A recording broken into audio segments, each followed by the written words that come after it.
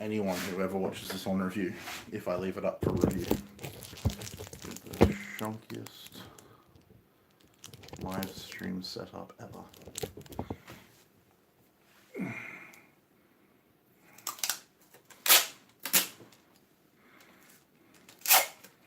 If you're wondering, is Sam's live stream camera set up with nothing but sticky tape? The answer is yes.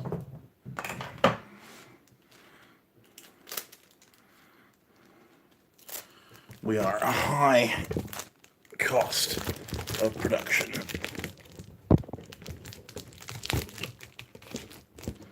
kind of firm here. We don't do any of that shonky businessman stuff of using the bare minimum of materials.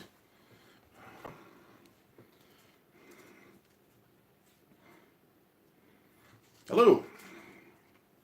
Greetings.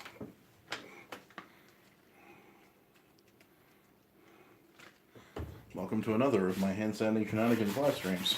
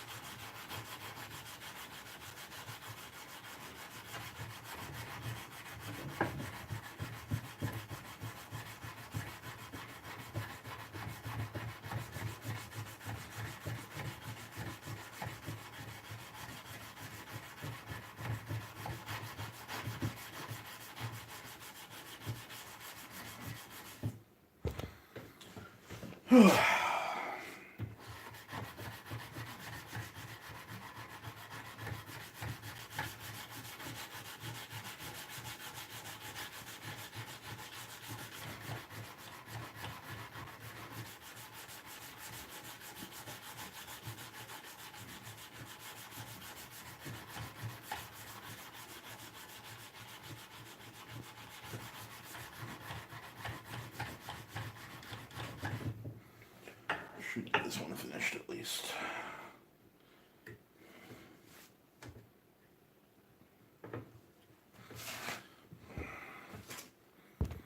I have one silent viewer.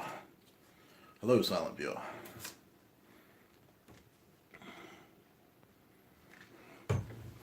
Two viewers. Excellent. Welcome.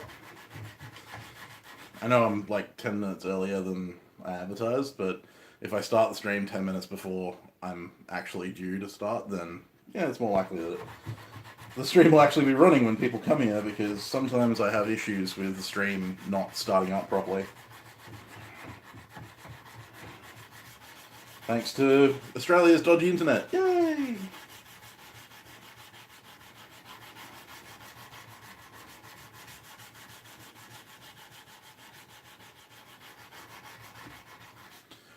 And if you're watching the stream and trying to comment and find that you can't, it's because you need to have your profile set to public on YouTube in order to comment on videos. And that means that you need to have a verified email address.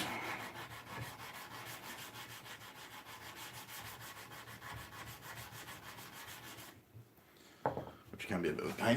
What?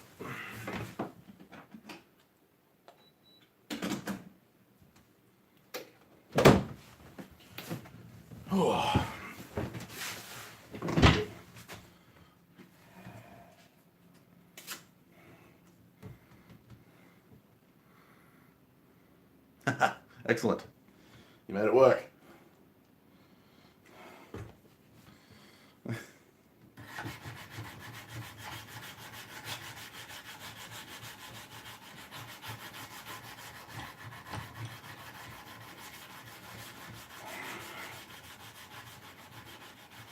You know, I had a few followers that were claiming that my streams were locked down for some reason. And the fact was that they didn't have an authorized account on YouTube, so...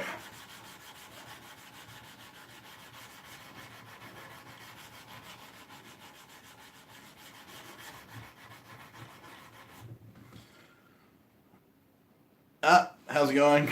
Caitlin, right? Yes, Caitlin. Yeah, hi.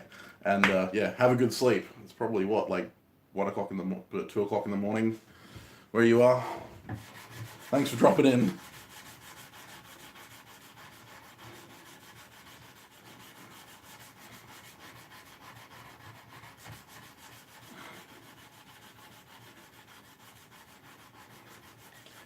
Fun, fun. Well, have a good sleep.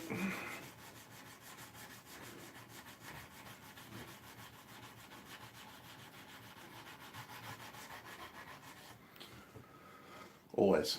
Always enjoy my live streams. Certainly takes the monotony out of hand sanding for hours.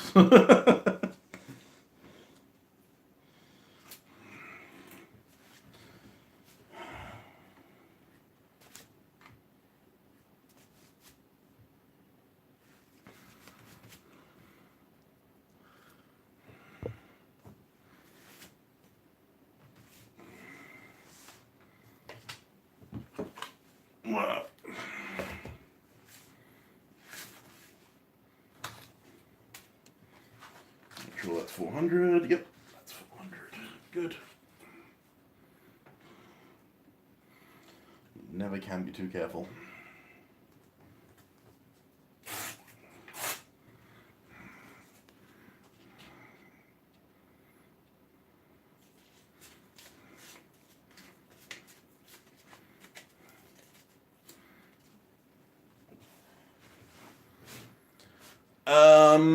It depends, Matt. Depends on the size of the blade. Depends on what kind of finish I'm going for. It depends. There's a variety of factors that go into how long it takes to sand a specific blade. What finish you can get from the grinder. These, for instance, were taken to a 240 grit off my grinder, and I'm taking them to a 400 grit finish hand satin, which means that I'll probably spend a little bit less time on this than someone else might that has to go from like 120 to 1500 or whatever they want to get. If I was doing a hamon on this blade, then I'd probably take it to more like 12 to 1500 grit before etching, and then do my etch cycles and polish out with Mother's Mag, or I actually have automotive polish that I use for my hamons, but that tends to take a lot longer. But on average, one of these probably takes me about 3 hours of hand sanding to get up to the finish that I want to take. Although, thanks to investing in Rhino Wet in Dasa, or in Deja, as the guys in the States call it,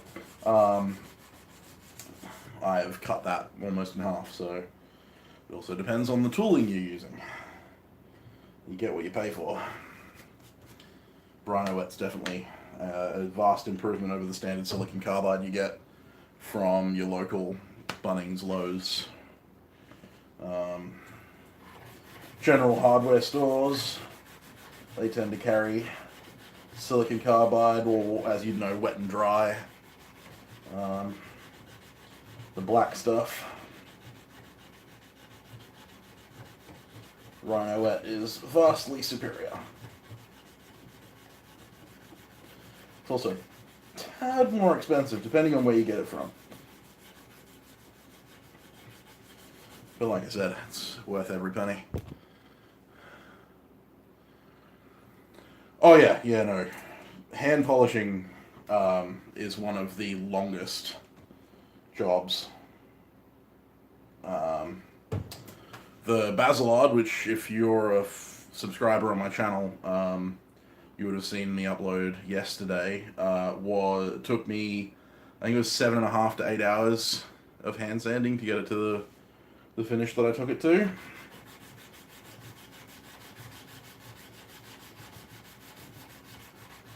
And I mean, talk about monotonous. It's just...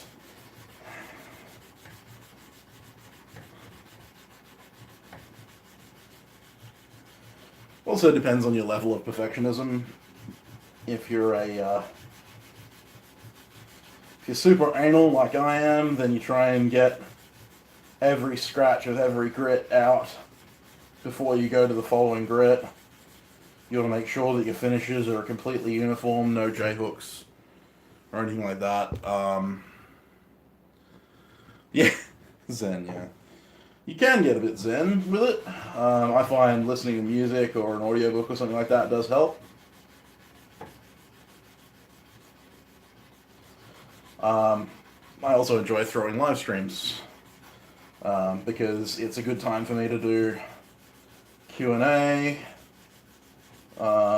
get in touch with my subscriber base, anyone who might be interested in having a chat, any questions they might have that they haven't asked on my previous videos.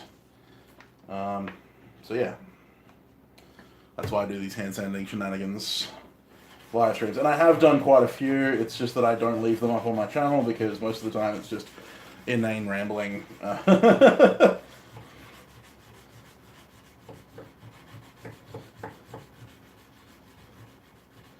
Nothing of super significance.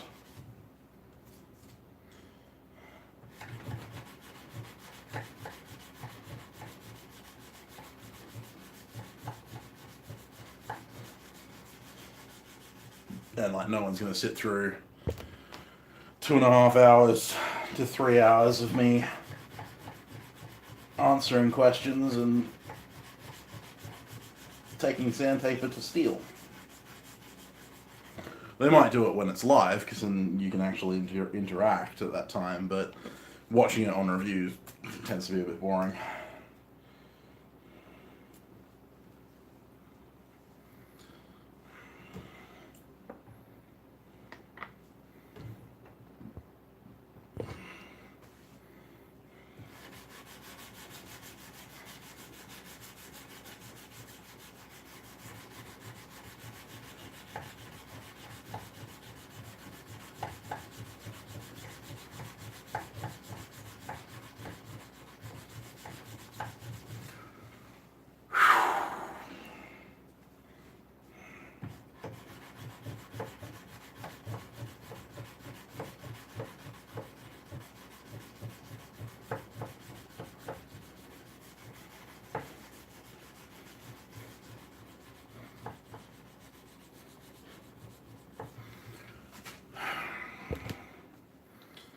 Hey, Malevolence, the Sword of Acronox. Cool name. I like it.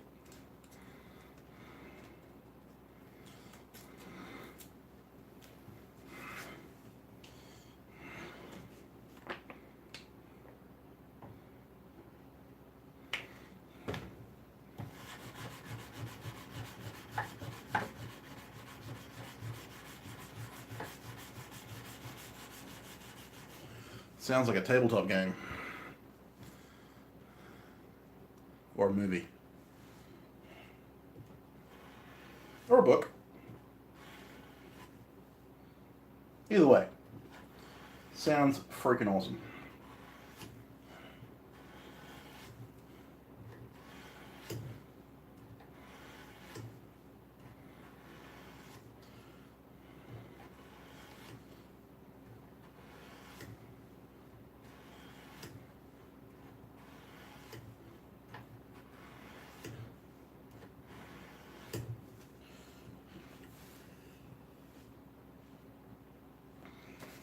Alright. One side done. Oh, like almost done. Can't be too quick.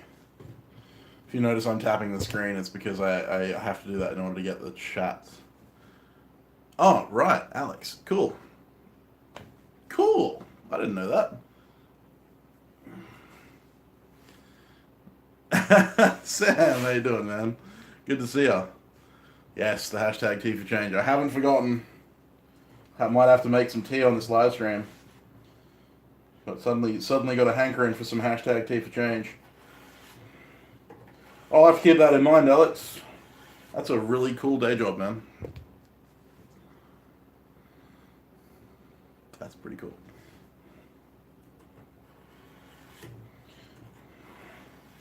Hey, Ben, Sam. Haven't seen much from you.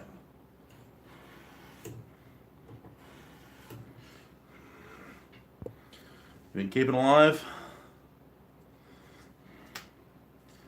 Well, yeah. 3 to 11. Fun hours. Either way, like, either way, even if it's 3 p.m. to 11 p.m. or 3 a.m. to 11 a.m., either way, it's terrible. Well, that's good. That's good. You've followed me on Insta, haven't you? I'm pretty sure I followed you back. Not sure. I follow a lot of people on Insta.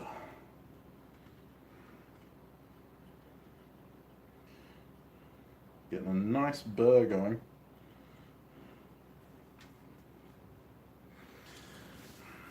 Yeah. Cool. Yeah.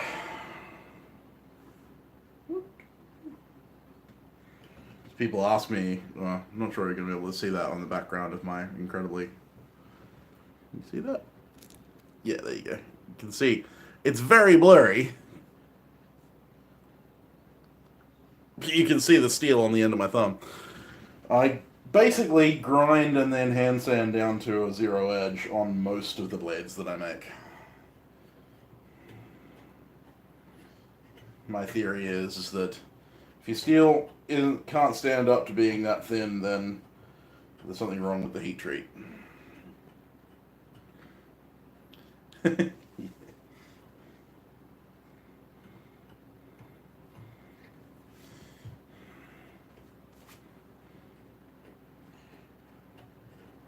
a good thing to see when you're sharpening. It's not so good when you're, you know, getting them in the eye.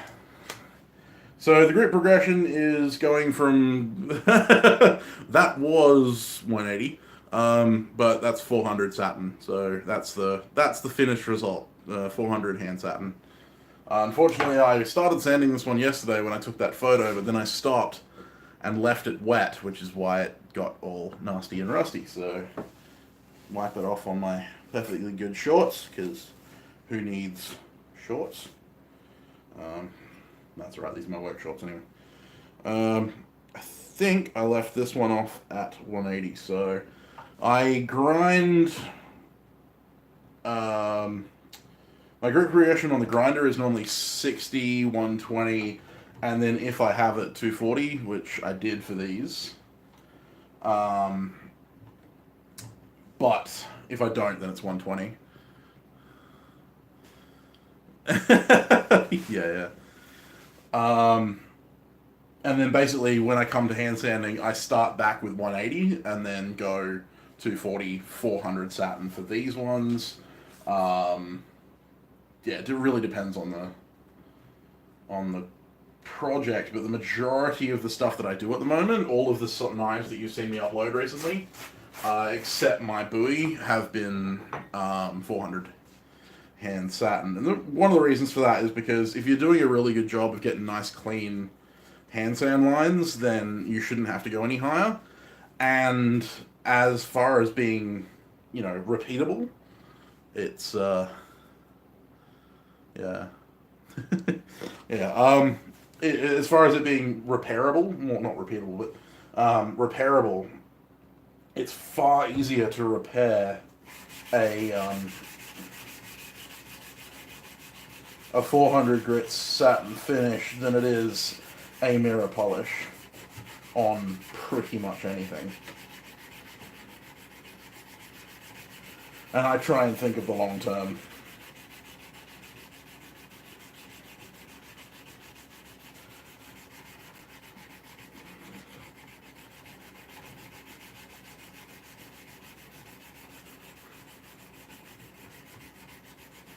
Was discussing that earlier in the stream.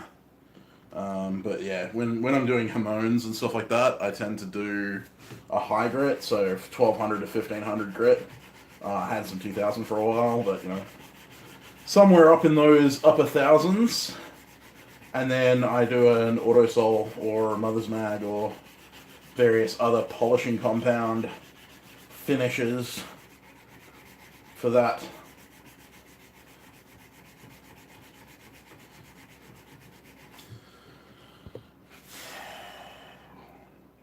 And I've found in practical application there's very little difference between a 400 and a 600 and 400 and an 800 satin finish.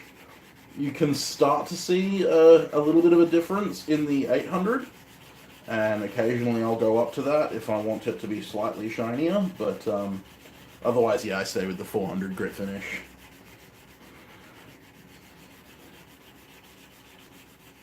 It suits the utilitarian purpose for which I make my knives. Or that's what I try and tell myself, at least.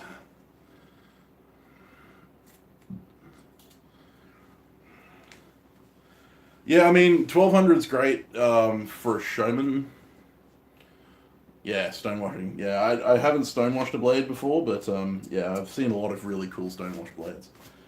I some days I think that 1200 is useful, but the thing is that with carbon steel blades, they're going to lose their yeah, the 20-liter bucket and roll it around on the floor. Yeah. The problem with carbon steel blades is they tend to lose their polish very quickly when subjected to use. So therefore, taking it to a very high polish, it'll look good for like half a day, and then it becomes, you know, untenable. So a 400 grit satin, when done properly,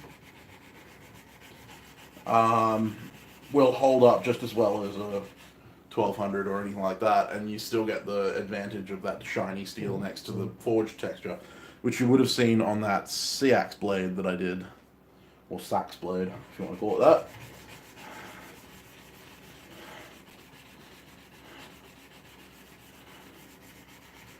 Always got to practice safe sax.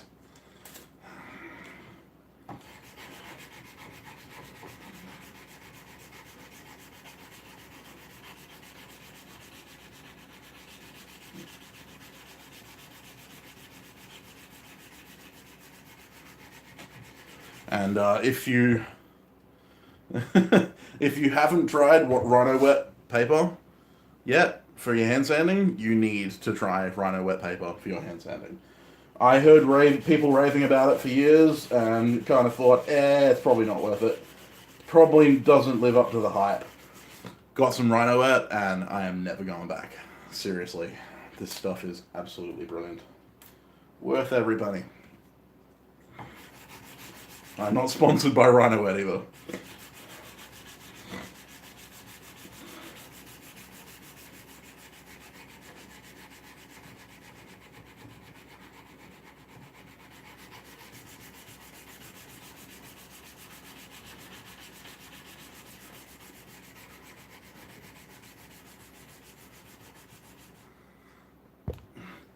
Yeah, Flexivit. I mean, I've got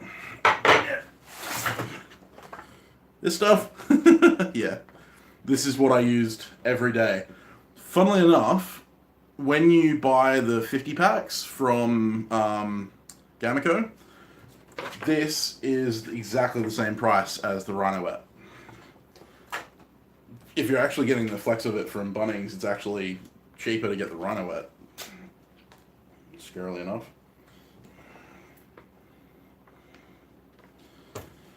I bought 200 sheets. Ah, right, yeah.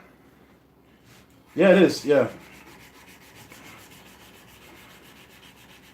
Well, I was paying $50 for 50 sheets of the Rhino Wet. Micro knives. Well, you know, micro knives is a relative term. Unless you're talking, like, legitimately microscopic knives, which I saw a couple of, yeah, well, you know, I understand that. If you're not doing a lot of knife making, then it's probably not worth it.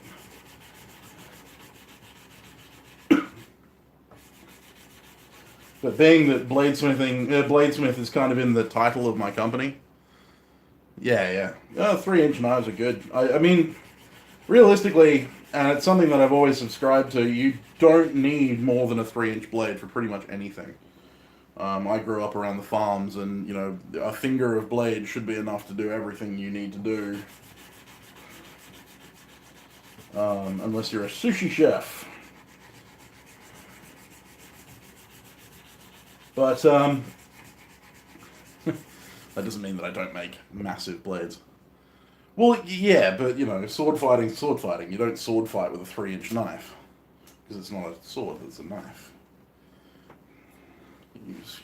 You don't even sword fight with a 10-inch dagger. You know, you fight with a sword. I wouldn't want to fight a sword with this.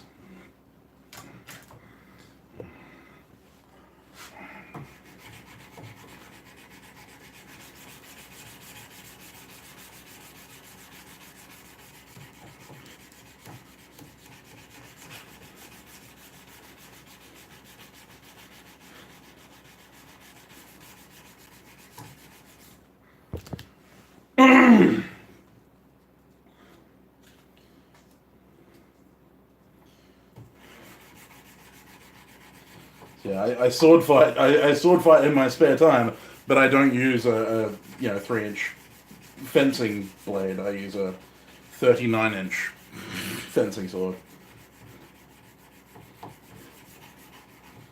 Rapier.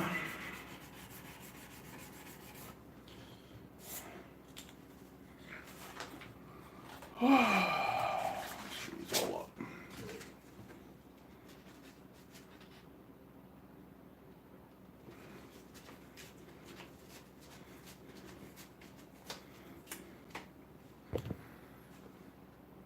Yeah, good to see you, Alex. Thanks for coming around. Yeah, you'll see me around on Instagram. I'm always posting up. Maybe I'll see you at another live stream. Catch you later, mate. Have a good one.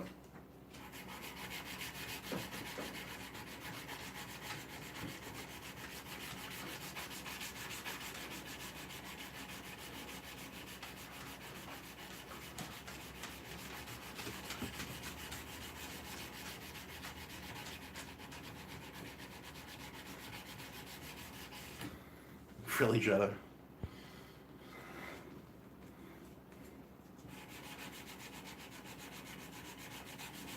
Anyone who's watching the live stream, don't forget to hit that thumbs up button. It does help. And Malevolence is actually Alex from Valhalla Ironworks. If you haven't checked him out on Instagram, you should probably go do that because he makes some awesome stuff like this awesome chainmail bracelet. All kinds of cool stuff. Does some awesome woodwork as well, so go and check him out.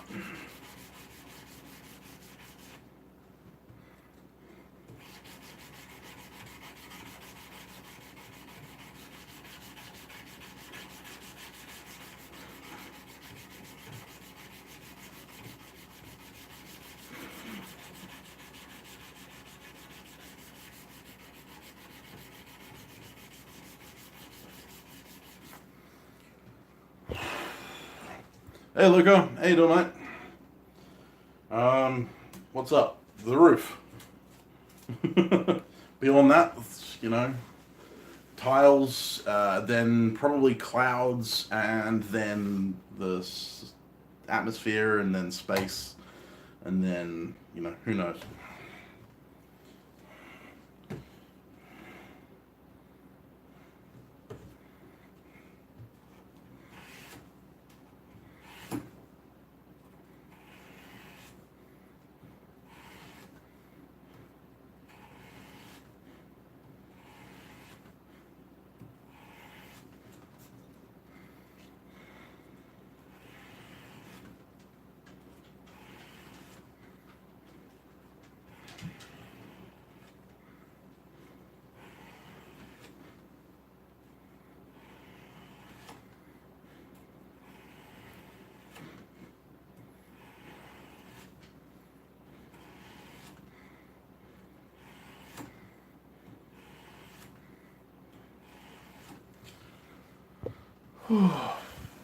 I am actually at 900, actually. Just busted 900 like 5 minutes ago with Dave Campbell, my most recent subscriber.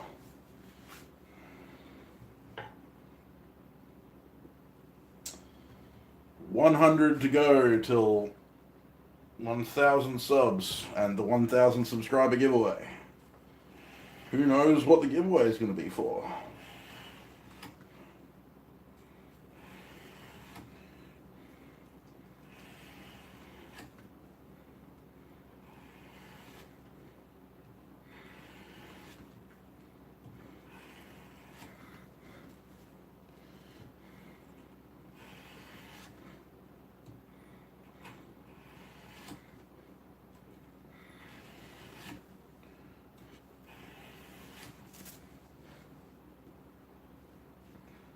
Do it. Nice 400 grit satin on that one. Beautiful. Yeah, I know. It's crazy, isn't it? 100 subs off being monetized. Crazy, crazy, crazy. And it's all thanks to all of you guys, for awesome subscribers. Without you guys, I would be nowhere. But yeah, no, it's great. I'm super excited for the future. It's gonna be awesome. Gotta get that burr off. Alright. That's one down. Nice 400 grit satin on that side, 400 grit satin on that side. The splotches are actually splotches of swarf from the from the sanding. But what we'll do, I don't have any. Bummer. Oh. Wash it down.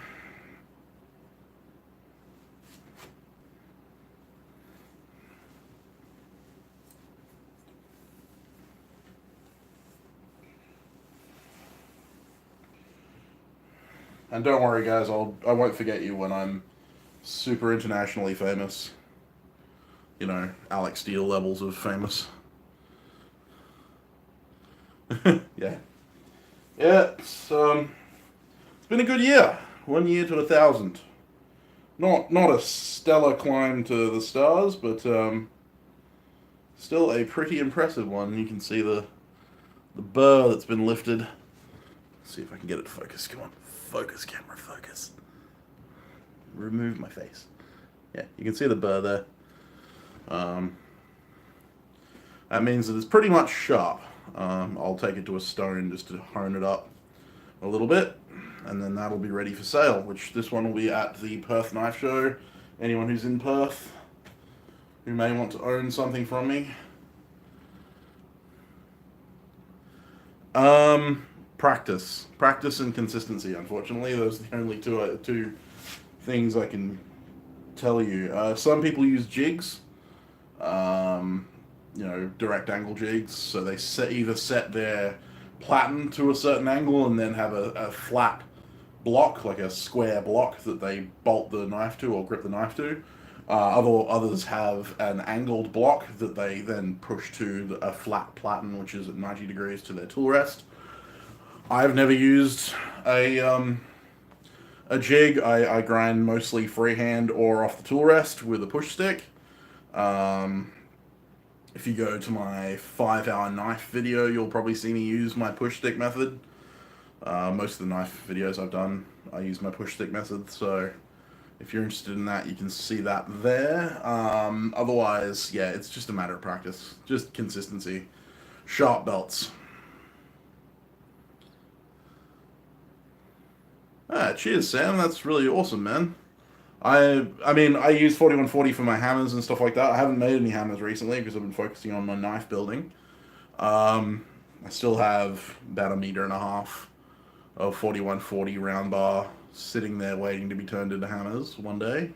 Soonish, I think, because it's going to be... I think I'm going to have to take a few hammers to Perth Knife Show. Hammers at a knife show, who knew? But no, that's really appreciated, man. If I ever need it, I will let you know, and we can sort out something. That tip just looks a little weird.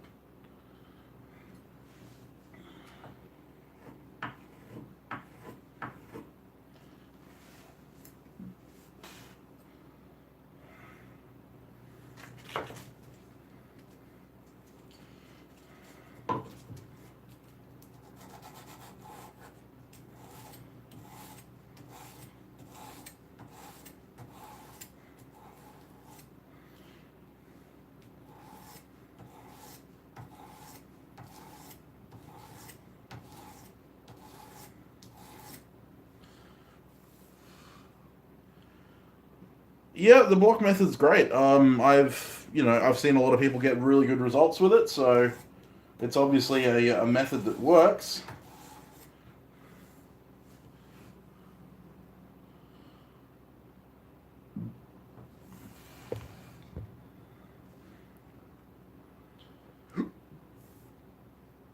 No, I haven't. I haven't watched Vikings since like season 2, so I kind of lost interest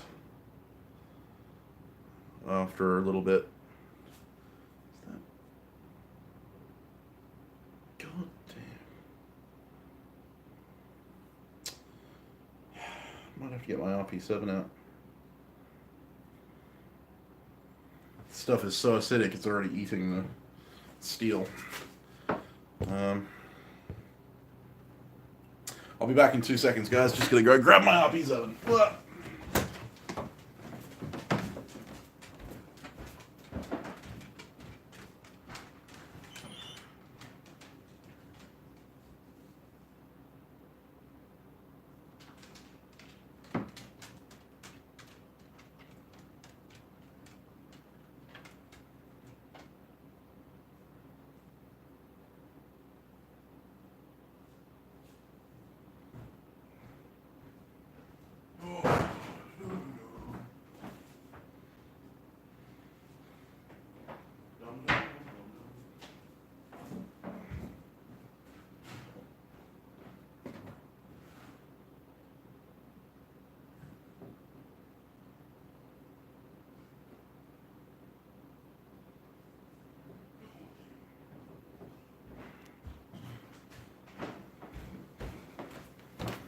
And we're back.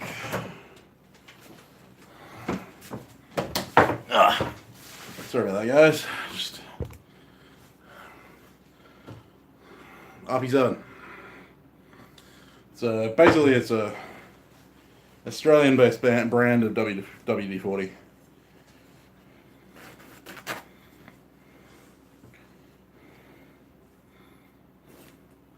So yeah, this is just off the hand sanding. It's already pretty sharp. Not super sharp, but sharp enough to cut fabric. And that's without taking it to a stone.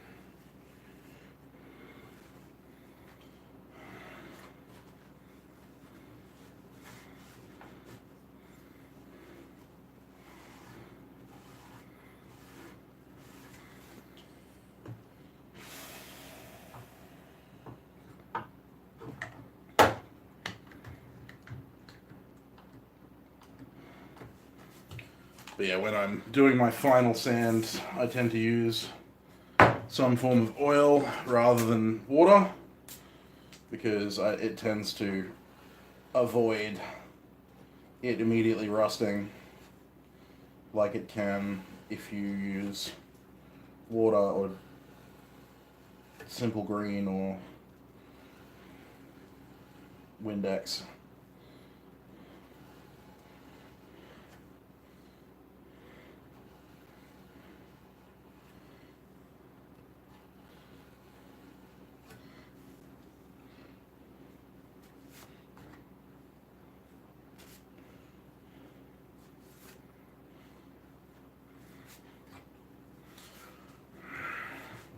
So my favorite mix at the moment is just some dishwashing liquid, dish soap.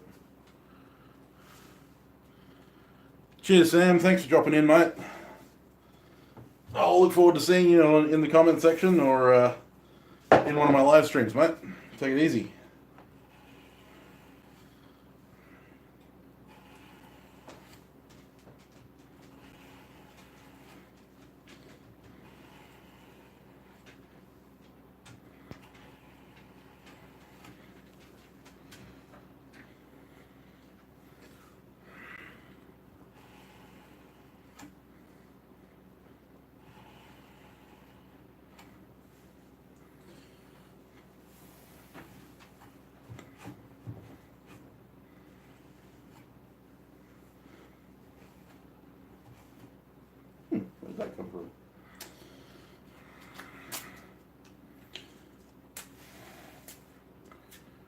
mysteries of hand sanding.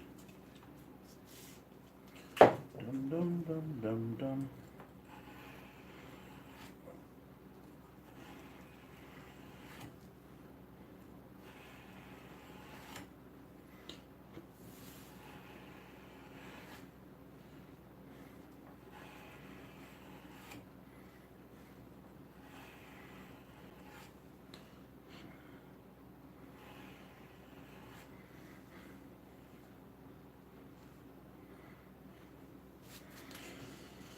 Whew.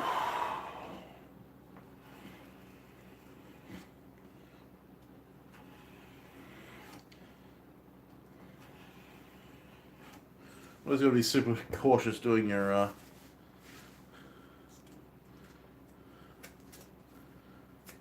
yeah, hopefully so.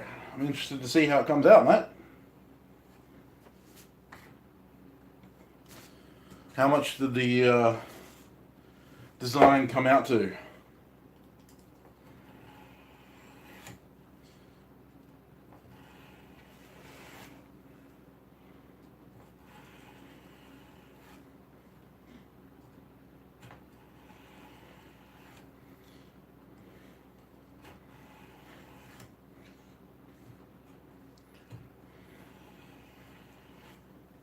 My dad and I just priced out doing a Da Vinci cam hammer.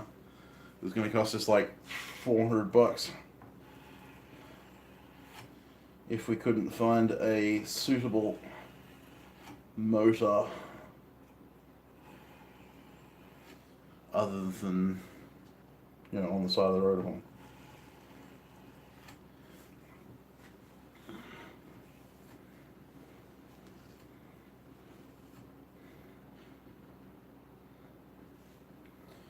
Dum dum dum dum dum. Alright. That's that.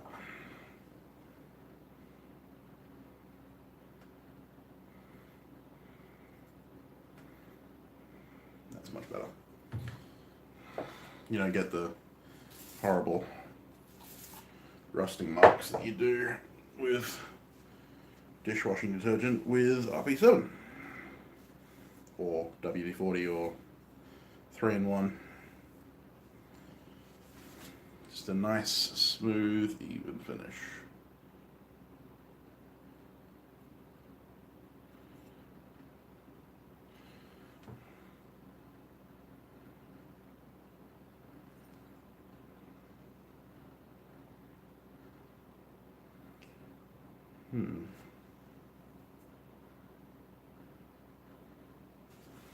It's a bit streaky. I'll come back at it with some soft backing.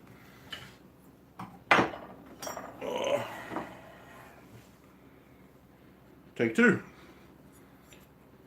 Rough ground, 240 grit finish. Doesn't look terrible, but hand sanding will make it look a lot better.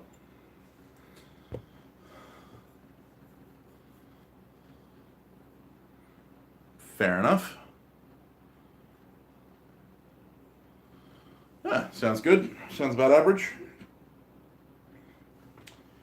Building giant tools like that tends to be rather expensive in general, so it's not overly surprising that it's going to come to a bit of money.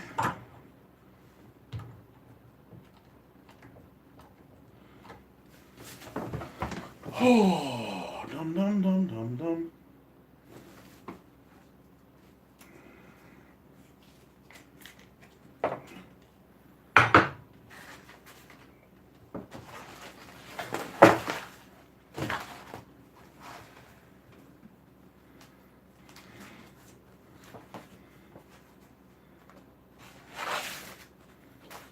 $180.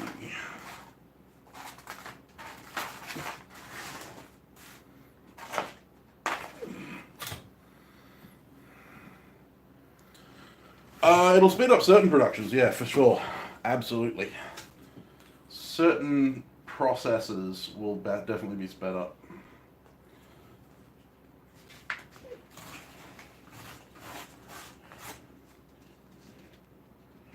Why does that feel like two? It's not there. It's one.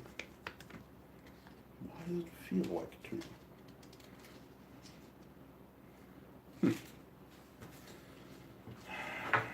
Hands playing tricks on me. Yeah, no, it's drawing out, upsetting, that kind of stuff is going to be a lot faster with a power hammer than by hand.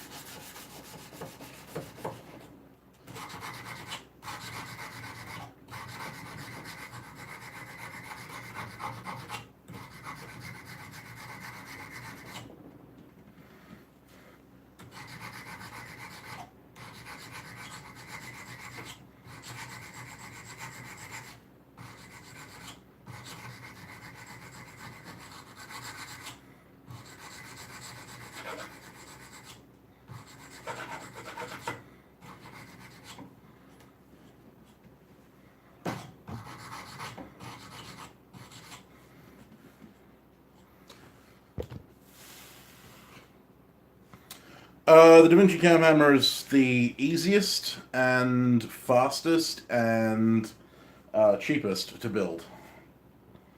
That is the beginning and end of why.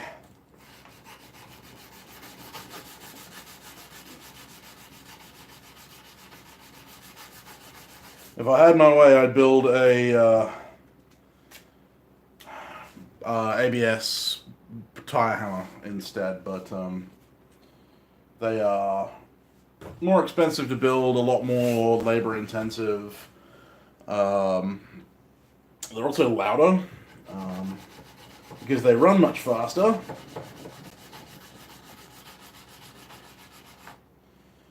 They tend to run quite a bit louder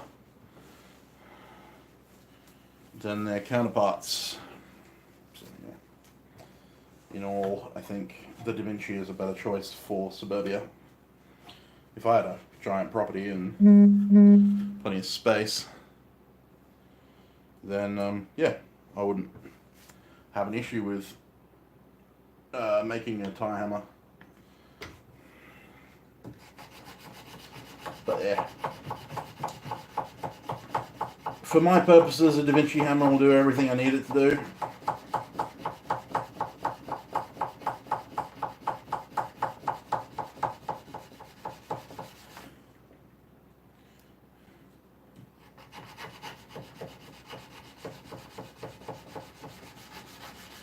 Ideally, in the long run, I'd like to get myself a hydraulic press.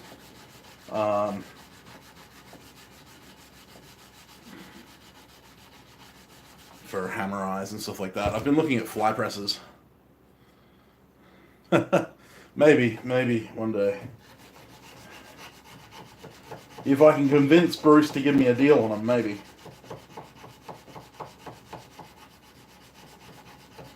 That's Beamish, not Barnett.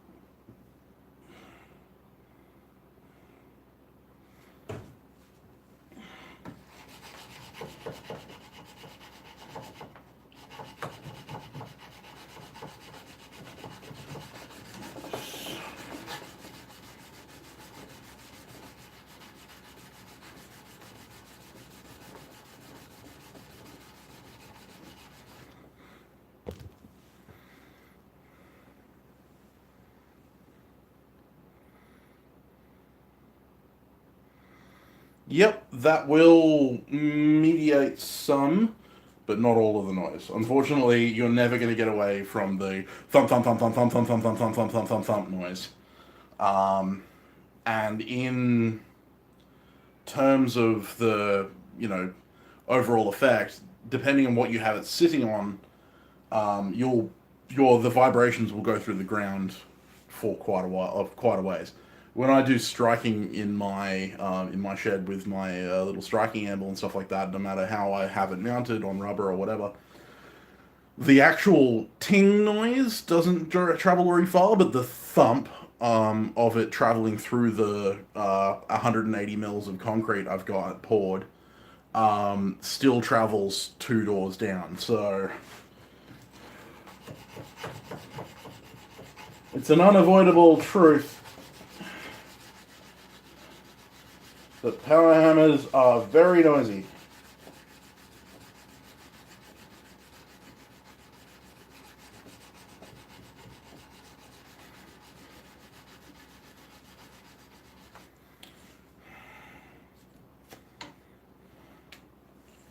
And not suited for a suburban environment.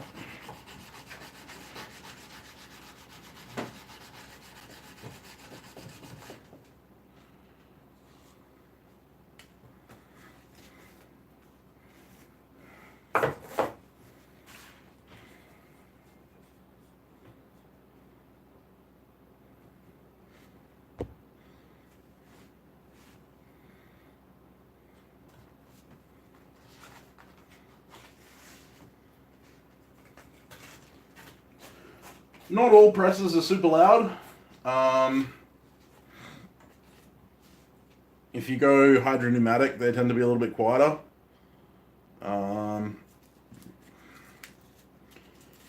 Anyang presses are actually quite quiet compared to power hammers. Like, the actual noise of the motor is fairly loud, but that's only within a certain radius. The thing is that you've got to remember that noise travels through air much slower than it travels through other mediums like water and earth. The thump thump thump noise will travel a lot further than the motor noise of a hydraulic press.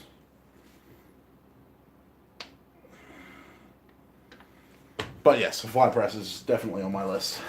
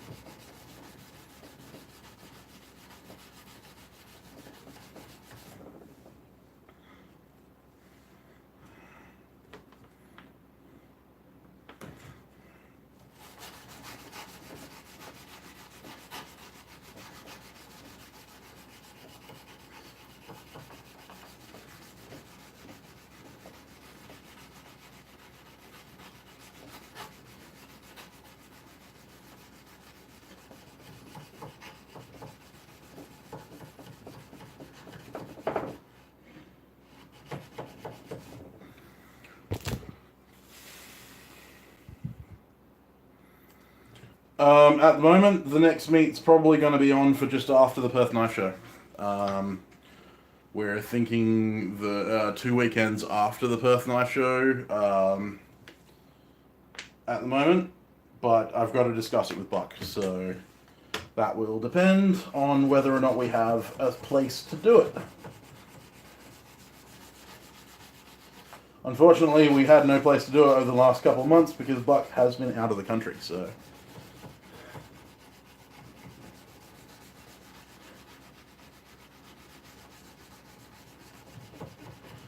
And no one really wants to do it in January because everyone's going to be getting ready for the Perth Knife Show. So if we do it after the Perth Knife Show, then there's more likely that there's going to be people that show up because, they're not going to have a heck of a lot of work to do. Which I can totally understand because I'm not going to want to do anything in January because I'm going to be busy doing stuff for the Perth Knife Show.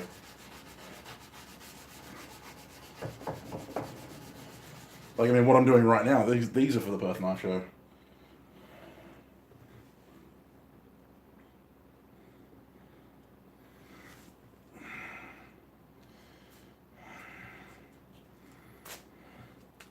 Well, actually, they'll go up on my Etsy page, but if they don't sell, which they probably won't, because I've already had a couple ones for sale there for eons, then they'll go to the Perth Knife Show.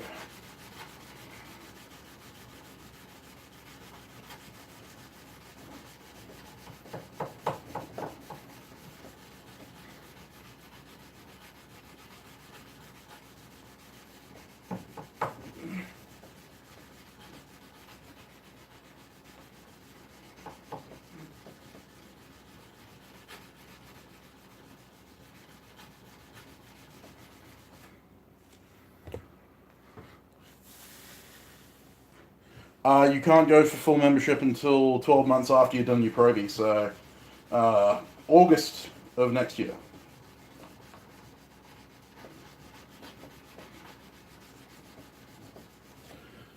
August of next year, I should have enough blades put together for to do my full voting membership.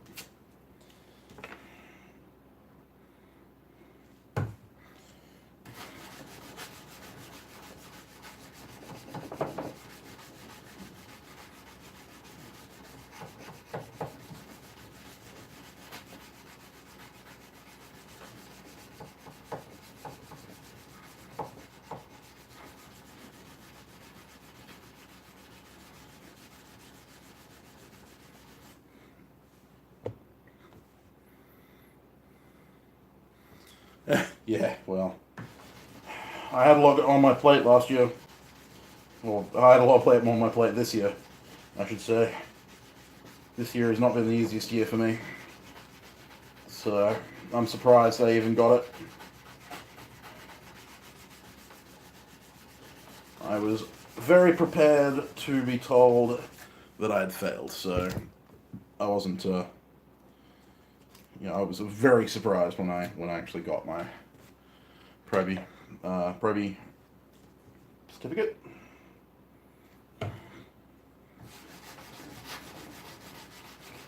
It's a good thing that I did, though, because it meant that I could use AKG insurance for the Perth Knife Show. If I didn't get my probie membership, then I wouldn't have been able to use the insurance, which would have sucked. Because then I'd have to go private insurance, and God knows how much they'd charge.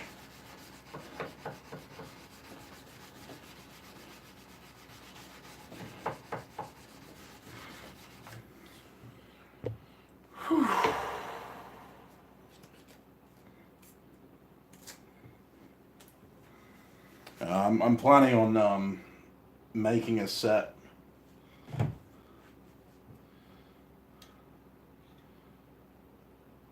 Depends on the size of the billet. Depends on the size of the billet. I've forge welded whole billets, in that forge, no worries. But the heat, the center of heat is 3 inches long. So, yeah, any billet that's 3 inches long, as long as it's, narrow enough to fit in the channel forge, will forge weld no problem. But otherwise, if it's a longer billet than 3 inches, then I've got to weld it at with several different heats. But there's no problem in doing that either, so no big deal.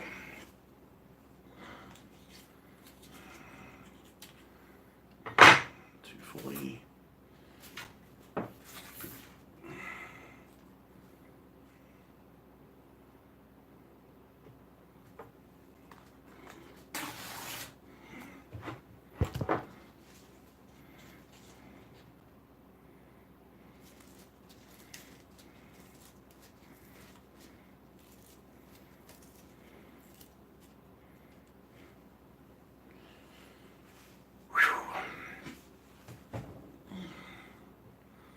Time's it.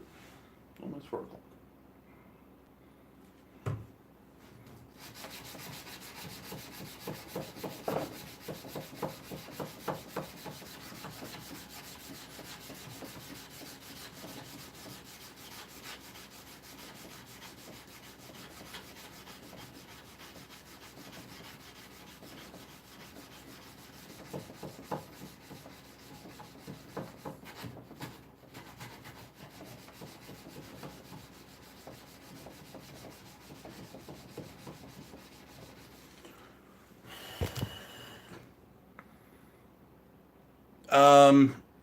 Yeah, but no. The thing is that because it's a side blast forge, it doesn't have air coming from the bottom. It just has air coming from the side. And the thing is that a pipe with holes in it, whilst it would provide a longer section of heat, would also provide more holes for slag and borax and all that kind of stuff to fall into. And it's also almost impossible to clear at that point. You have to think about forge maintenance.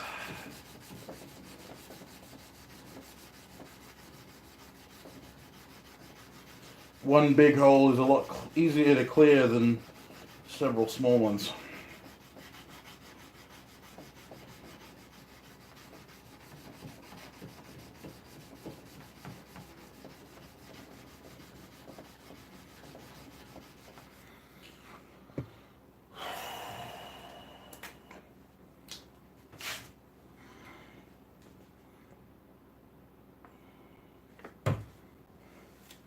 And like I said, there's no issue with welding a billet. It's in several heats.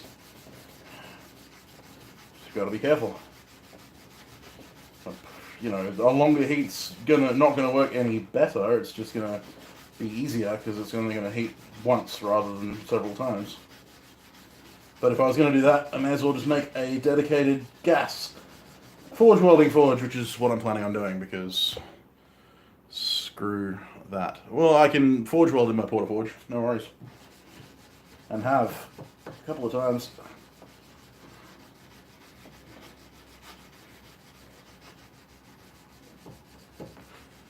My little Kelpie ripoff gets up to forge welding heat, no worries.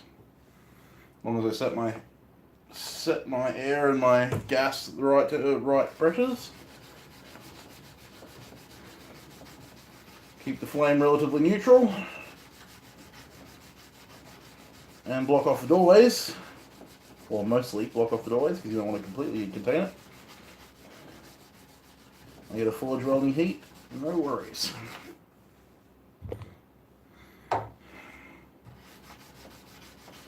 I'm going to build a dedicated forge welding forge in the near future.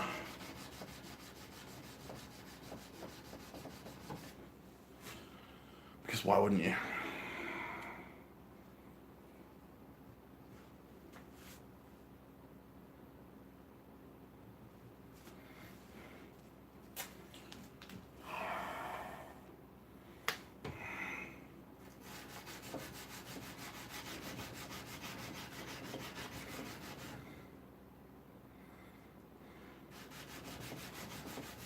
Well, your Kelpie is just exactly the same as my portaforge with, you know, exactly the same burner. So it will get up to forge welding temperature, I'll tell you that right now.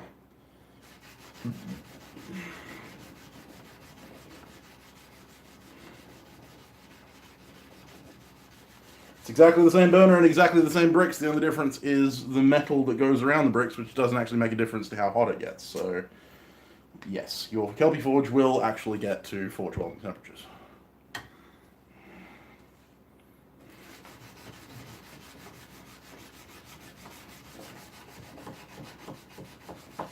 Not a doubt in my mind.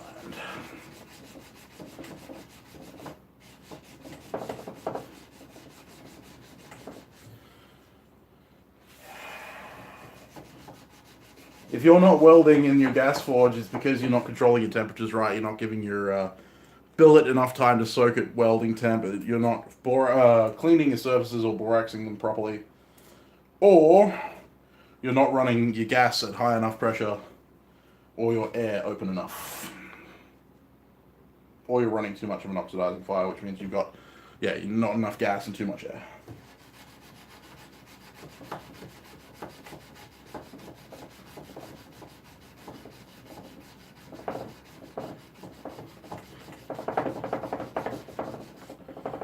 And that just takes practice and playing with it until you get the right mix.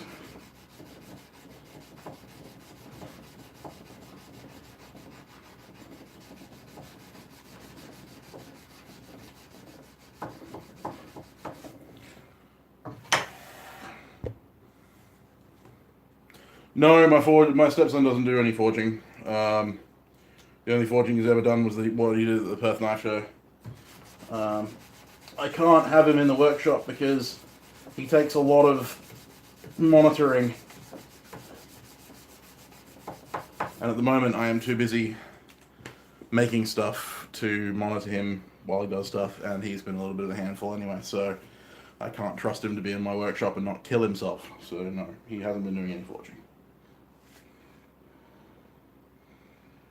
And probably won't for a couple of years.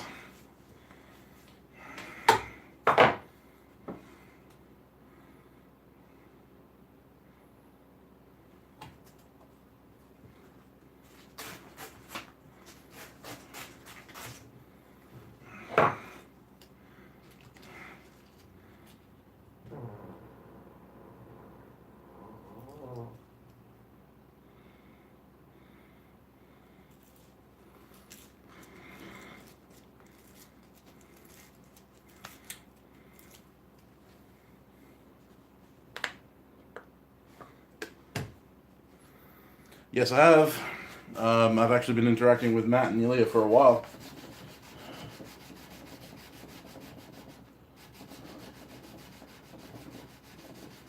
Matt's a great guy. And Ilya is a very talented craftsperson.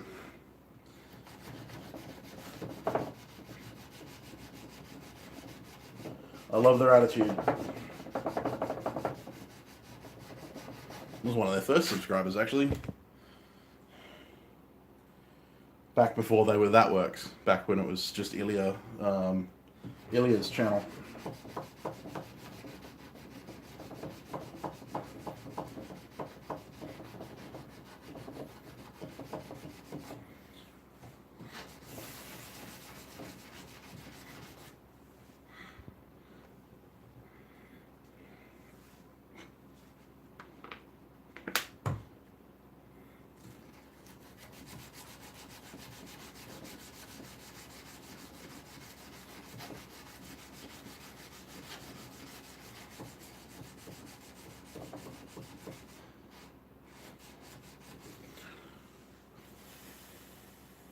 Yeah. Back then.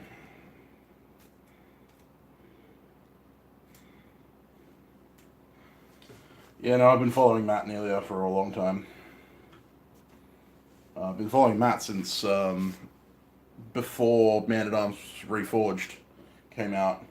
When he was working for Man at Arms for Tony Swatton, I started following him back then.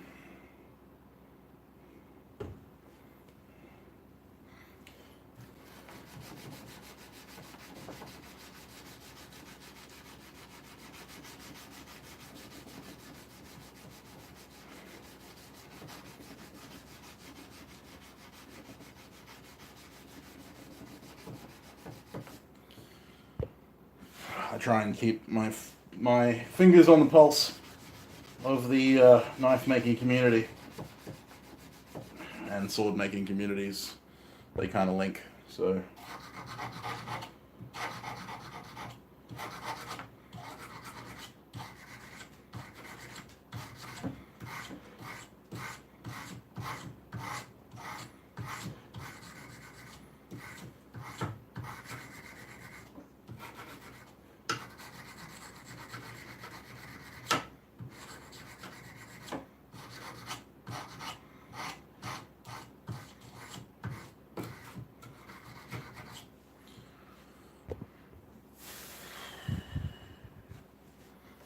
Yes, he does. They both are very talented people. I like Matt's energy. His passion.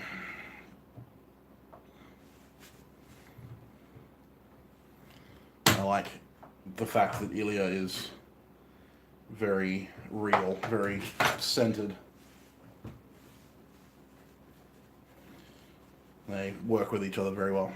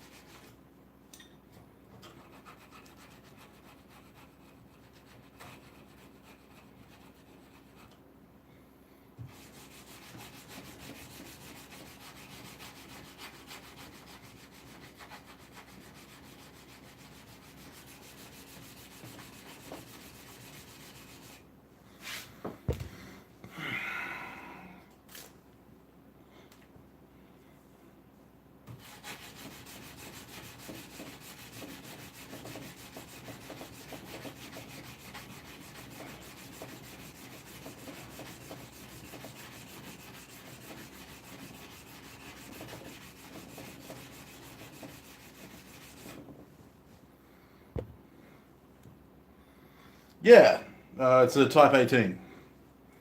It's a yeah, Oakshot Type 18. I'll grab it.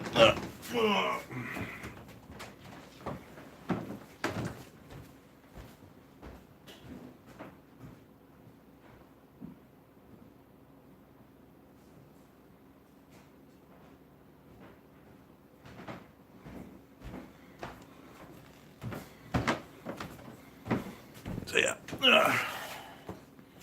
So yeah. It's a red oak blade and a Shio candle and Jarrah pommel.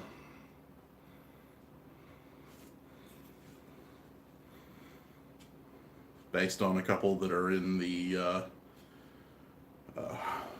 arms Musée d'Armes. Yeah, pretty much. His first sword as well was a Type 18. Um, but yeah, so in the French Musée d'Armes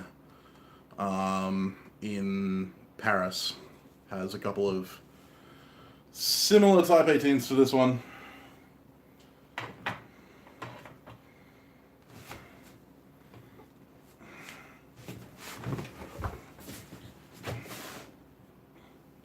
It was a fairly common design throughout 13th, 14th, 15th century England and France. The 18 was more of 15th century.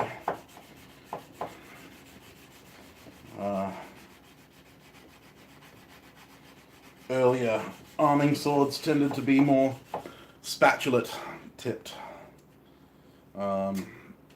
A bit wider at the point because they were used more for cutting than for penetration. But as armor standards became increasingly higher, the need for finer tips, stouter tips, became higher as well. And so that's why you had stuff like the Type 18. And then there's the Type 18A, which is a longsword. Type 18B, which is a hand and a half sword. And the 18B, I think, is the only one that carries a fuller.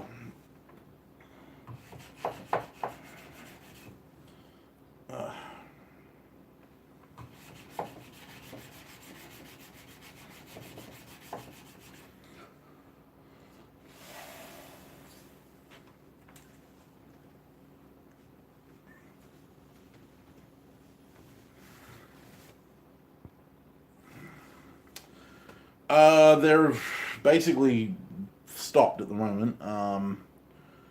The one I finished forged at the Dawn of the King has been put on ice for now. Although I'll be taking that out of retirement very soon because that'll be at the Perth Knife Show. Hopefully, it might not. I mean, I might have to sell that one first.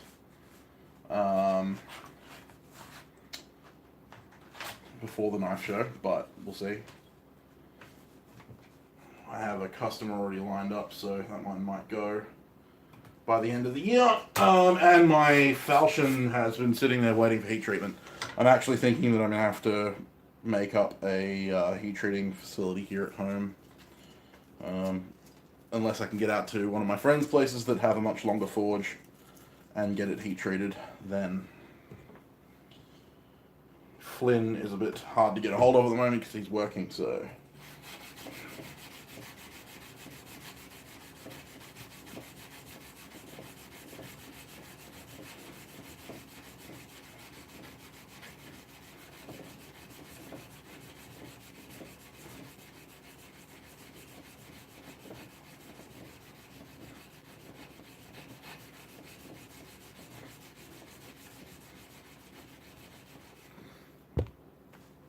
You can always pester Flynn about that bloody Wakasashi I gave him. I didn't really give him, we co-authored.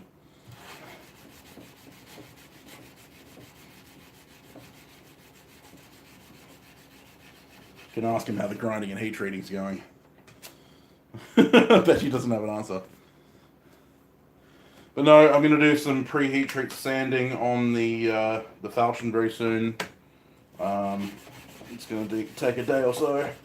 I've got to sand the fuller before it goes into heat treat, because the fuller is going to be left as heat treated. It's going to be black, so there's going to be a juxtaposition between the black fuller and the silver blade. So it's going to be a really nice little application, but it means that I need to sand the fuller first, otherwise it's going to look rough as when it comes to heat treat. Should be cool when it's done.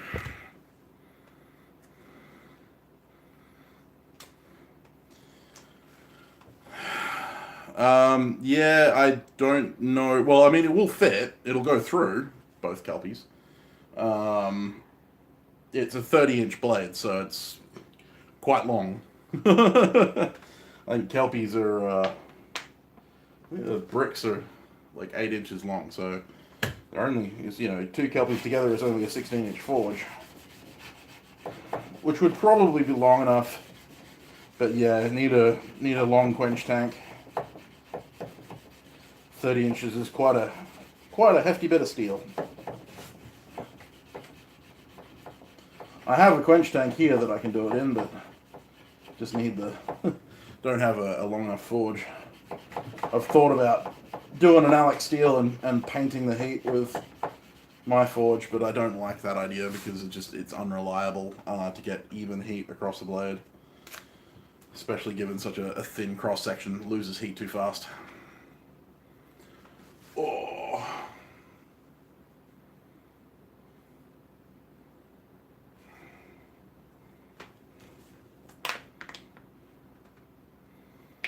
Just keeping it in my head that if I get this done, then that's 2 more blades I don't have to worry about for the Birth Knife show.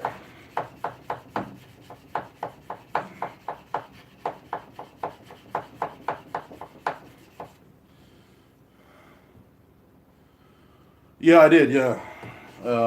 I followed all of Alex's builds.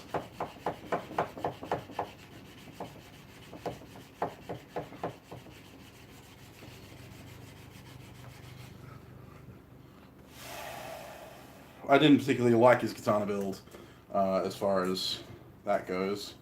The handle fitting was interesting. The blade was a bit meh.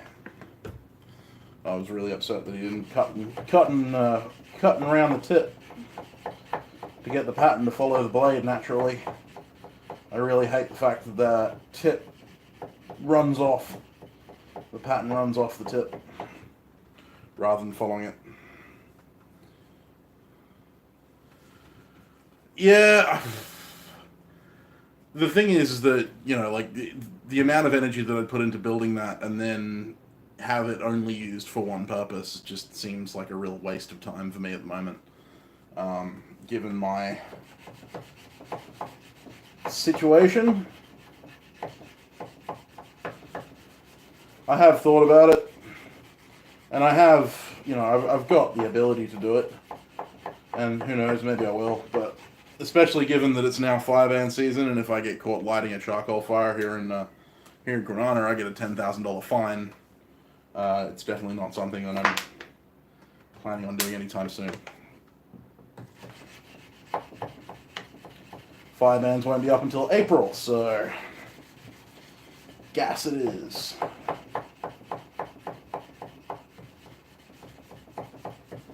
Plus, it, again, is a really unreliable way of getting an even heat on a long blade. Even though you've got a large bed of charcoal, it's just not the most accurate method for even heat. With a gas forge, I can choke the oxygen, make a completely neutral fire, and get a really nice, even, slow soak over the entire blade.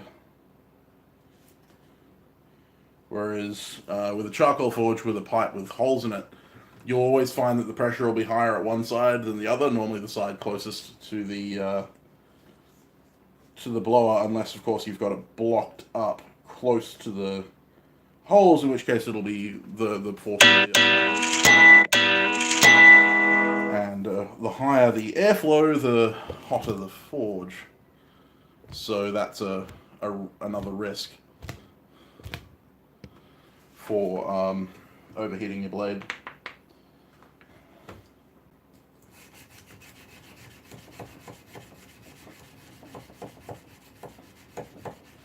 On Jimmy DeResta's channel, actually, they did the Kraken Cutlass, which wasn't really a very practical sword, but they heated that in a charcoal fire, but they way overheated it, and they actually melted the edge pretty badly.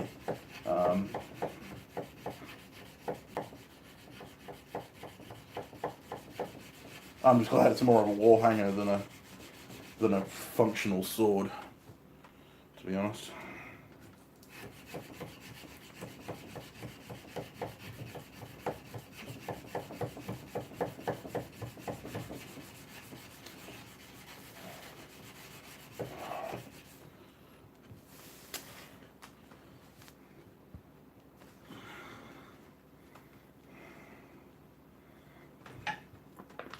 But I have, well, I mean, Flynn's got his nice long forge that I could use, or Jack Rigby, who you've met at the Perth Knife Show, the Perth Knife Makers Meets. He has a relatively long forge. Unfortunately, that one's down for maintenance at the moment, because the gas hose melted the last time I was over at his place. So, the moment he gets that fixed, I might end up going to him instead, running a video out of his shop for the heat treatment. But if I'm going to do that, I'm going to pre-grind that arming sword, which you'll probably see on my Instagram and Facebook feeds. I will be doing a comparison, weight comparison of as forged, then profiled, then yeah, Ben Eustace. Unfortunately, he lives out in the middle of fuck nowhere. It's alright, I'm not monetized anyway, but fuck nowhere. He lives out in the middle of butt fuck nowhere. And so therefore it's an impossible feat to get out to him.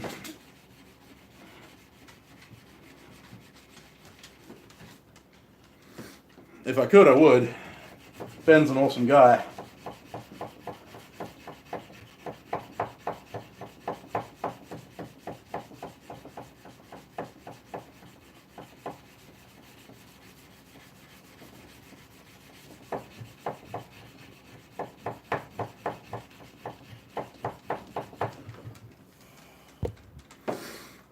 But he doesn't really have any long forges either. He tends to have the shorter 9 kilo bottle forges, which serve the purpose of being a great forge, but not a great heat treating forge.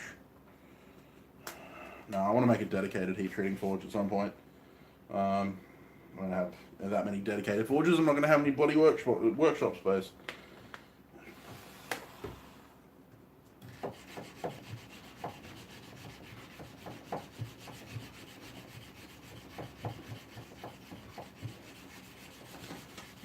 Here we go.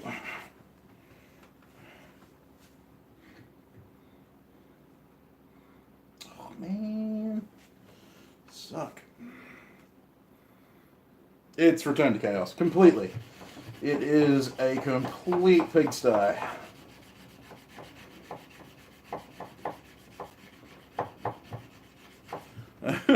With all the projects I've been running, I have not had time to clean up.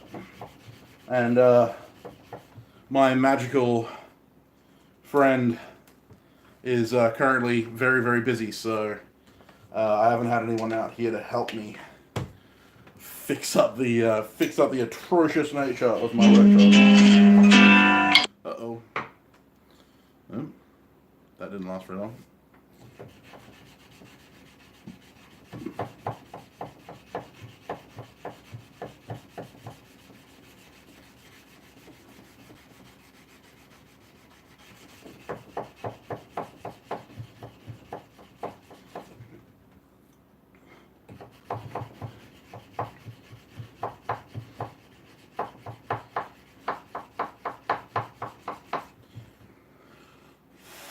yeah, no, my workshop's completely screwed.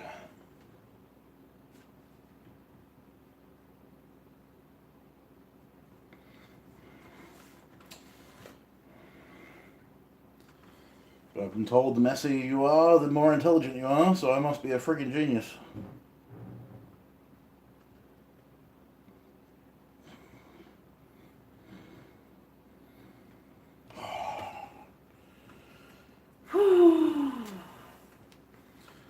More time spent battling infinitesimal scratches that no one can see.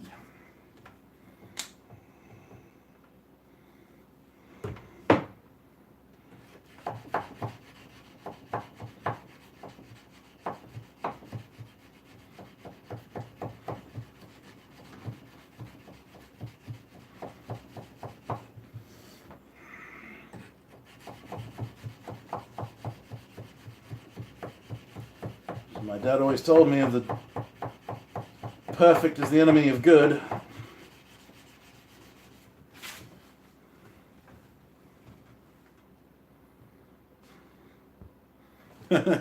Yeah, well.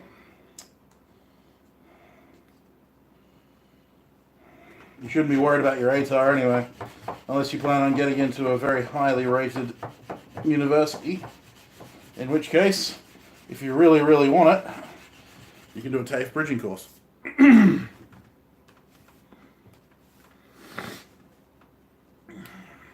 It's the wonders of Australian education systems. If you really, really want it, you can get it. You just have to work for it.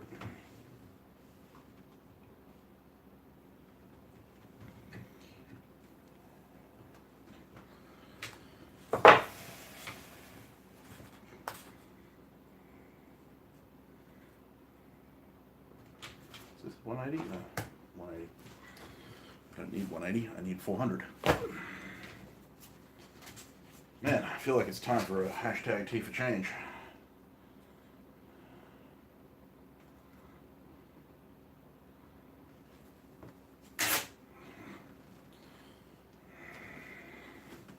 Yeah, well, it's not like there's that many people watching, so you guys can come with me while I make a hashtag T for change.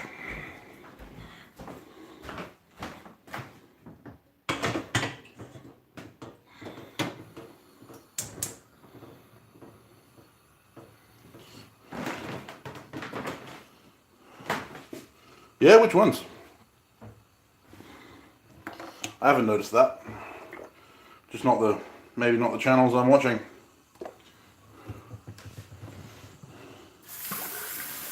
If it's true, it's a shame.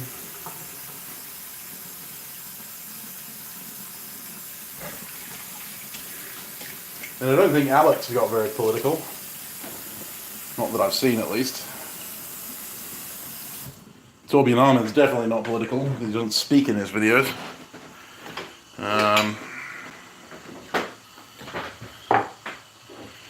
Hashtag coffee for change.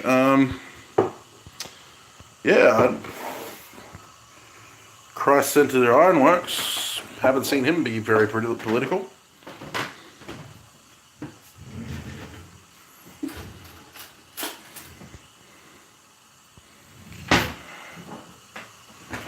Or are you talking like Facebook pages?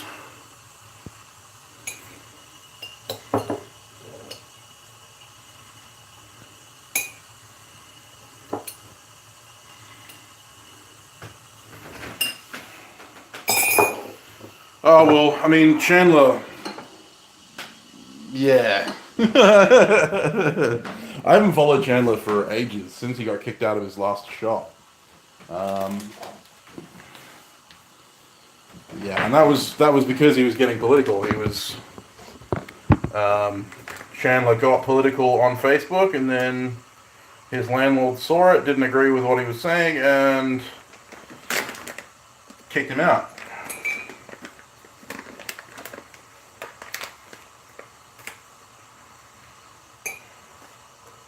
I don't think it's the blacksmith community that's the problem. I think it's just the general societal issues that we're facing right now. I think you'll find that a lot of people are very politicized. recently there's a lot of bipartisanship.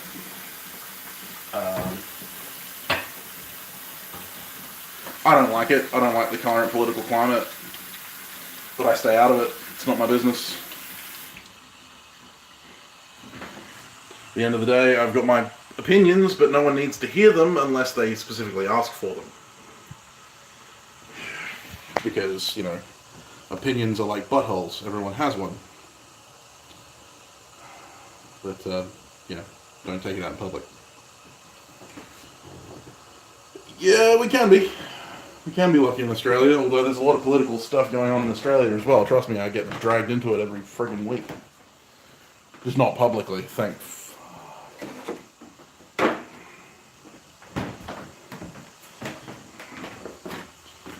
you know. Trust me, the older you get, the more political you get. And the harder it is to avoid. It's the unfortunate truth of adulthood. There you go. Oh, look at that.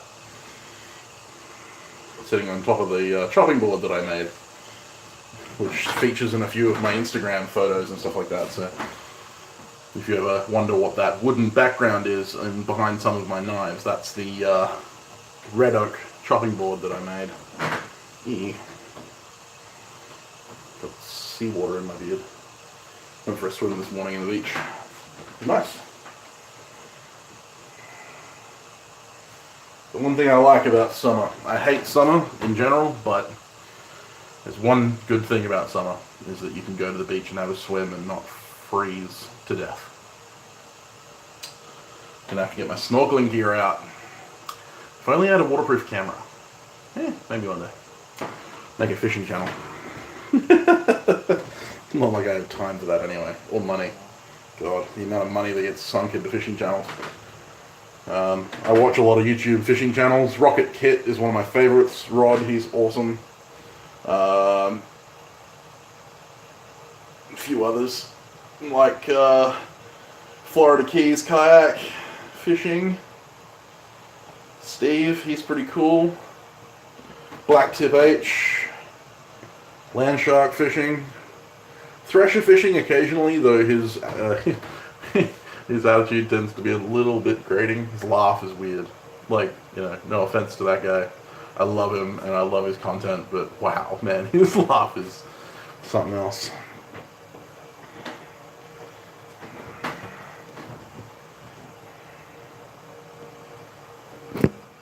Mate, you got a boat? Hell yeah. Just flick me an invite and I'll be there. I'm unfortunately purely shore-based, purely because I don't have a boat.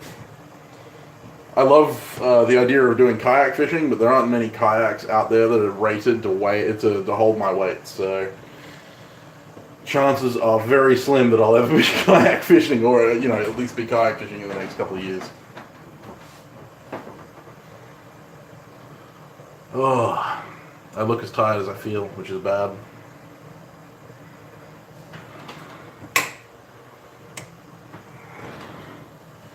You know you're getting old when the, you know, bags under your eyes could furnish you for a holiday for a month. Need a holiday from my holiday.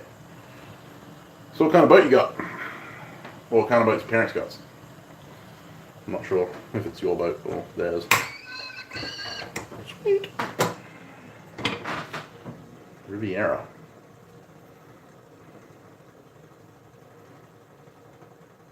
Not familiar. Not a big boat person. It's a 14-footer, 30-footer, 58-footer cruise liner. I mean, this cruise liner is sweet, but, you know, I'm sure you'd take that out for an afternoon. Where's the tinny? Always want to get myself a tinny. Oh, Gemini rib. Nice. See, that's the kind of thing I want. It's like just a tinny or a kayak or something small. Because the likelihood of me taking other people out, 40-foot game boat, nice. Very nice. Old doesn't matter, as long as it floats. And as long as the motor runs. Those two things. As long as it floats and the motor runs, you're fine. Otherwise, you get into problems.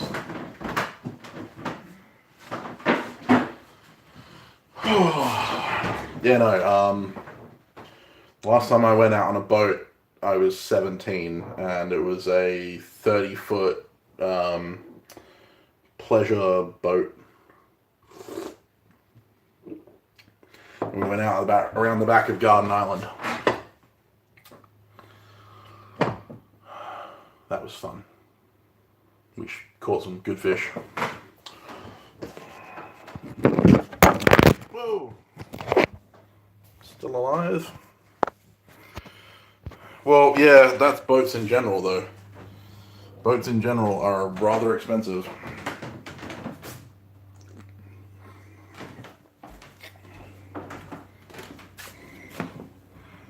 That's why I want a tinny. Because with a tinny, most money I'm looking at is maintenance on the engine. Which, when you're talking about a tinny, it's probably going to be a, $30 $30 hose here and there. But no, you'd be looking at a couple of horsepower, maybe at the most, more likely horse and a half, something like that. In which case, maintenance on it's going to be cheap as. So, yeah, no. Tinny's definitely the way to go.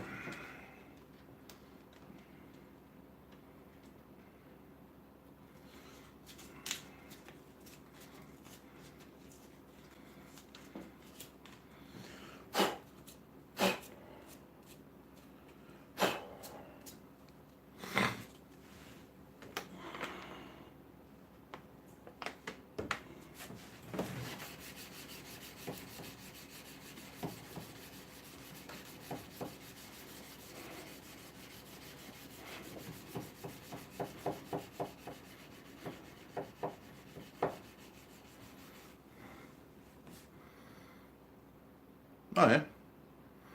30 horsepower is probably going to be a little bit heavy for a small tinny.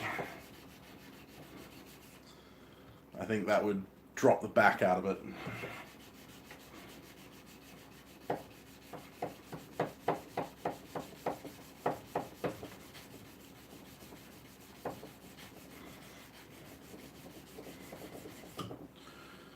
Plus, I don't have money to put fuel in my gas tanks for my forge at the moment, so yeah.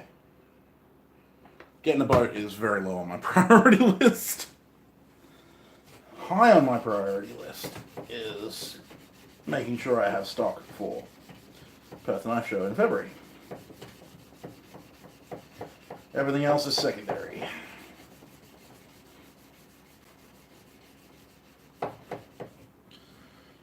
Yeah, no. Oh, okay. Fair enough. Yeah, no, I mean, as I said, I'd be really interested in it if I had the money. The sad thing is that I'm just not in a position where I could buy one even if I wanted to. Full-time blacksmithing, bladesmithing does not pay. Especially when you're relatively new to the industry and you haven't built a name for yourself yet. And you can't produce in bulk. Even guys like Jason Ellard, who are doing fairly well for themselves as far as production goes, are still finding it fairly hard to make a decent living out of it.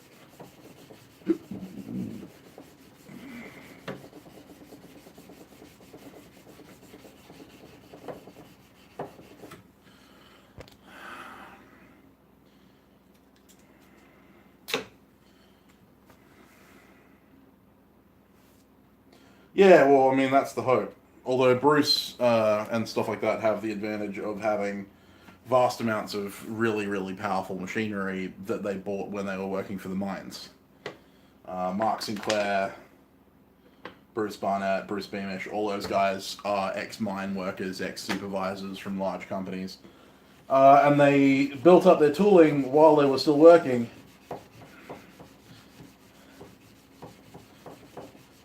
I don't have that luxury.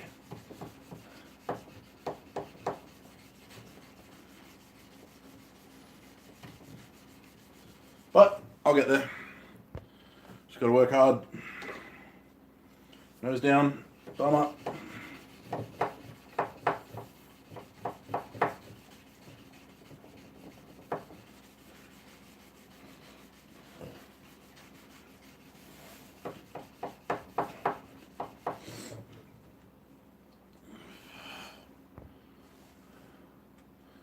No, they got power hammers by working on the mines and saving their money.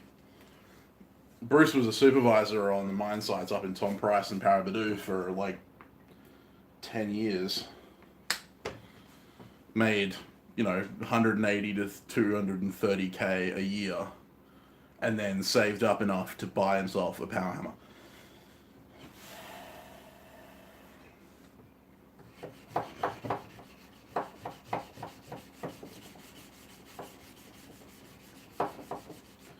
When you're making that kind of money, buying a $15,000 tool, just drop in the bucket. These were, you're talking about guys who basically stepped out one day and said, you know what, I want a new club sport, to add to my collection of 4 club sports. And so I just went out and bought it. I got mates at the moment who are earning $3,000 a week on the mines.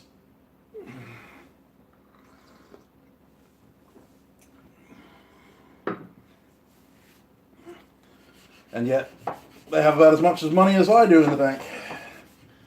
Because they get home, they have all this money, and they're bored. So they go out, and they spend it all. And they get poor, and they go back to work, and they earn more money, and then they spend it all again. And guys like Bruce Barnett, and Bruce Beamish, and, Mark Sinclair, and all those guys, they were smart, and they bought big tools. Lots of big tools. Of course, Bruce spent a lot of money on bikes too, but that's a thing.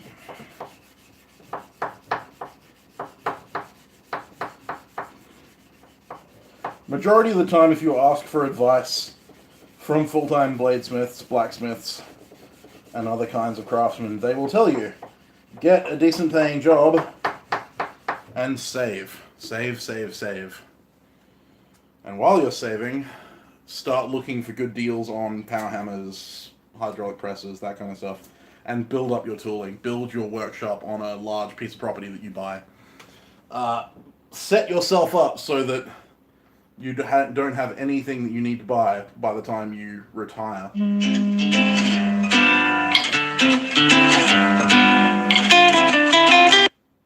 Sorry, Dad.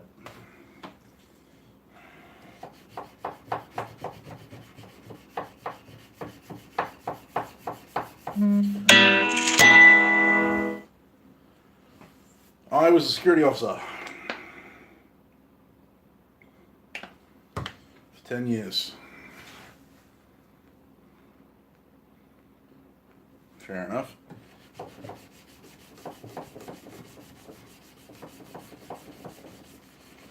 Bruce Barnett held the land speed record. I think he still holds some of the land speed records for bikes.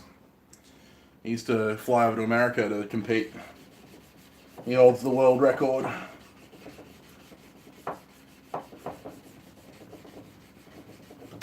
He's pretty badass.